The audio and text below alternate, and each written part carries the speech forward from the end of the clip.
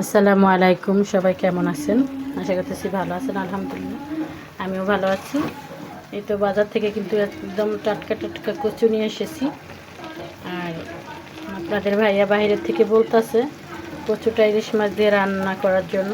তো ফ্রিজ থেকে একদম ইলিশ মাছের মাথা নিয়েছি।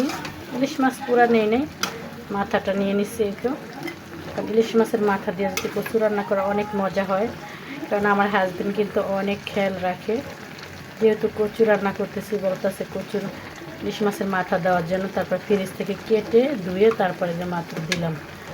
আর কচুটা যেহেতু তাজা, তার জন্য কিন্তু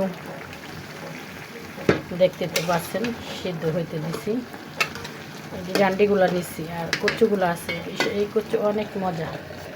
তো চলেন আপনাদের দেখাবো। এই হলো নিচের কচু, আর ওগুলো ছিল উপরের ডাঁট, কারণ ওগুলো কিন্তু খেতে অনেক মজার। এগুলো কিন্তু খাবো আলহামদুলিল্লাহ, মাছ দিয়ে রান্না করে খাবো।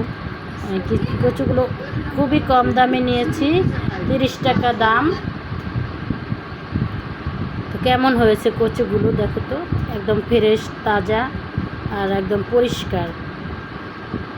অনেকেই কিন্তু কচু পছন্দ করো না, চুলকায়, তার জন্য।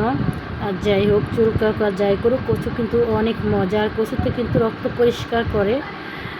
আমারও কিন্তু চুলকায়, কারণ গরমের দিন। আর এছাড়া কিন্তু সবারই এখন চুলকানির সমস্যা। তারপরে কিন্তু কচুটা খেতে ইচ্ছা হয়, একটা লোভ লাগে কচু দেখলে আর কি। ইলিশ মাছ দিয়ে রান্না করলে যে একটা অসাধারণ অসম্ভব মজা হয়। সবাই ভালো থাকবে, আল্লাহ হাফেজ।